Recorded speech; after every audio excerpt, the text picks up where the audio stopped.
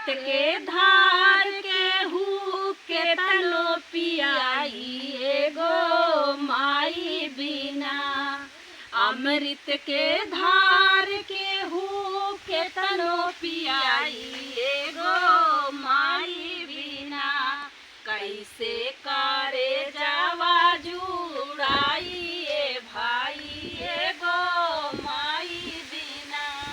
कैसे करे जावा जुड़ाई ए भाई एगो माई बिना। अचरा ओढ़ा के केहू दूधवा पियाई एगो माई बिना। अचरा ओढ़ा के केहू दूधवा पियाई एगो माई बिना। कैसे